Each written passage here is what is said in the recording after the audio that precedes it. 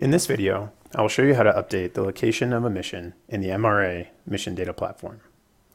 To update mission locations or other attribute information, we've created a web mapping application that allows you to see all of your team's data.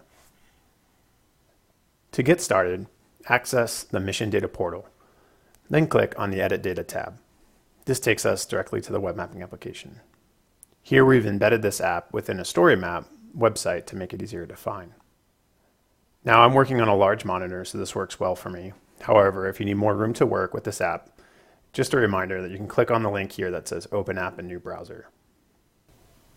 I've already filtered the map to show just my team's instance using the attribute table and filter tool. See step-by-step instructions shown in an earlier video in this playlist. Now that we have a map of just my team's instance, we can zoom out to see all of the instance that we've plotted. We zoom out by scrolling out on the mouse wheel or clicking on this zoom out button. It looks like there's one incident accidentally mapped to China. This is a very common mistake when copying longitude coordinates from another source while doing data entry. The negative sign was likely dropped off. This simply places us in the wrong hemisphere. The good news is this is an easy fix using the XYZ tool and the Smart Editor widget.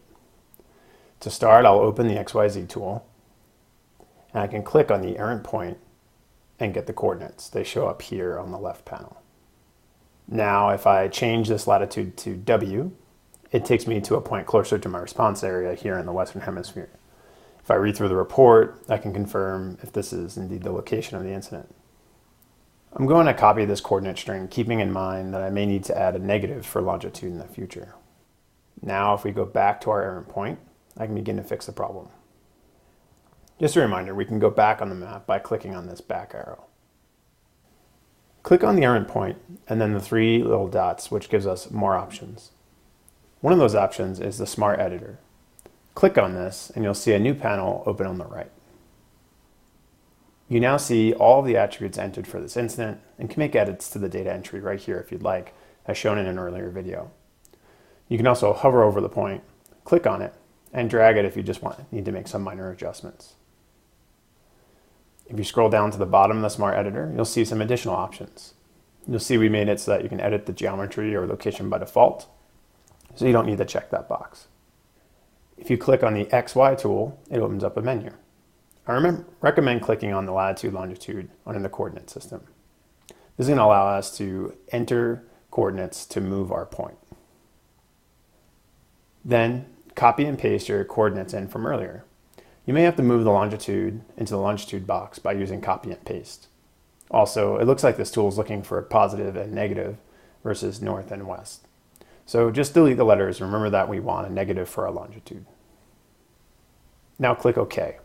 You'll see that our point has been moved back to the correct response location in the Western Hemisphere. You'll want to double check your edits. Zoom into the area to take a closer look. We can zoom in by clicking on the positive sign in the upper left, or a shortcut is simply hold the Shift key and draw a box around the area I'm interested in. This should save you a bit of time while navigating the map. If you're happy with the new position of the incident, simply click Save and Clear to close the Smart Editor and continue working. That's it. This workflow can be used to make edits to the location when you make mistakes or perhaps simply receive new information about the incident. Once you go through it once or twice, you'll get the hang of it. Again, the best way to prevent this from happening in the first place is to always double check your entry when you're working in the Enter Data tab in the Survey 123 form.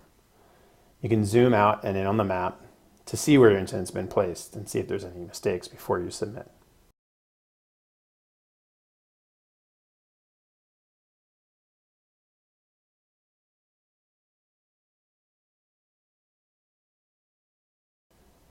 I hope that you find this tool is helpful, and we look forward to hearing your feedback later this year. This is a configurable application, and it's easy for us to make adjustments as needed. Thank you.